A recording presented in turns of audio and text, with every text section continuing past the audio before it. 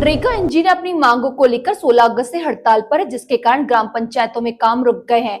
हड़ताल के कारण ग्राम पंचायतों के कई काम ठप हैं, जिससे सरकारी योजनाओं का लाभ ग्रामीणों तक नहीं पहुंच पा रहा है। हड़ताल के कारण ग्रामीण क्षेत्रों में मनरेगा के तहत होने वाले निर्माण और विकास कार्य बुरी तरह से प्रभावित हो रहे हैं, जिसको लेकर अब सरपंच संघ ने भी सरकार के प्रति अपना आक्रोश प्रकट करते हुए 11 नवंबर को भोपाल में होने वाले राज्य स्तरीय सम्मेलन में प्रदेश सरकार को घेरने की तैयारी में जुट गए हैं। बता दें, मनरेगा उपयंत्रियों की हड़ताल के कारण ग्रामीण क्षेत्रों में मनरेगा के तहत होने वाले निर्माण और विकास कार्य बुरी तरह से प्रभावित हो रहे हैं।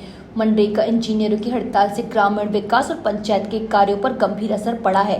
ग्रामीण योजनाओं पर असर मनरेगा से जुड़ी विभिन्न योजनाओं का काम ठप हो गया है, जिससे ग्रामीण लोगों को योजनाओं का लाभ नहीं मिल पा रहा है। मजदूरों का पलायन, काम रुकने से मनरेगा मजदूरों को समय पर भुगतान नहीं मिल रहा है, जिससे कई गांव से मजदूर पलायन कर रहे हैं। ग्रामीणों के द्वारा लगातार अपनी मजदूरी की राशि लेने पंचायतों के चक्कर काट रहे हैं। ऐसे में सरपंचों को ग्रामीण से सुनना पड़ रहा है, जिसको लेकर सरपंचों में सरकार के इस रवैये के खिलाफ खासा आक्रोश पनप रहा है, जिसको लेकर 5 नवंबर को सरपंच संघ की बैठक का आयोजन किया गया, जिसमें सरपंच संघ अध्यक्ष के नेतृत्व में आगामी 11 नवंबर को भोपाल में आयोजित होने वाले राज्य स्तरीय सम्मेलन की रणनीति तैयार की गई।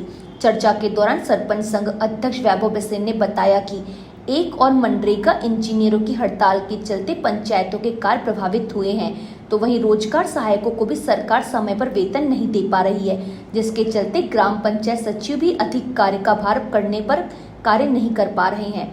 ऐसे में पंचायतों का संचालन करना सरपंचों के लिए कठिन हो गया है। इसी को लेकर आगामी 11 नवंबर को भोपाल में आयोजित होने वाले राज्य स्तरीय सम्मेलन के दौरान सरपंच संघ ने अपनी मांगों को लेकर रणनीति तैयार की है। अगर फिर भी सरकार का इसी तरह का रवैया रहा तो 11 नवंबर के बाद में सभी सरपंच अपनी पंचायतों में तालाबंदी कर अपनी पंचायतों की चाबी कलेक्टर को सौंप देंगे। 11 तारीख को संयुक्त मोर्चा के द्वारा होने वाला जो भोपाल का आंदोलन है, उसको कैसे हमको पूरा का पूरा सफल बनाना है। सरकार किस तरीके से हम लोगों को दबा रही है, सरपंचों के सारे अधिकार छीन लिए, पंचायती राज का पूरा हनन हो रहा है। मनरेगा योजना 90% 99% बंद हो चुकी है। मनरेगा के इंजीनियर भी, अभियंता संघ जो है वो भी आज हमारे साथ, यहाँ भोयर साहब भी उपस्थित है, हमारे जिलाध्यक्ष जो अभियंता संघ के। पिछले 2 महीने से ज़्यादा हो गया अभियंता संघ हड़ताल पे। उसके चलते हमारे मनरेगा के जो छोटे मोटे बच्चे कुचे काम थे वो भी प्रभावित हो गए। हमारे पूरे मूल्यांकन बंद पड़े हुए हैं। मजदूर हाहाकार कर रहा है। किसानों में वैसी भय का माहौल है, क्योंकि सरकार अनाज नहीं खरीद रही है।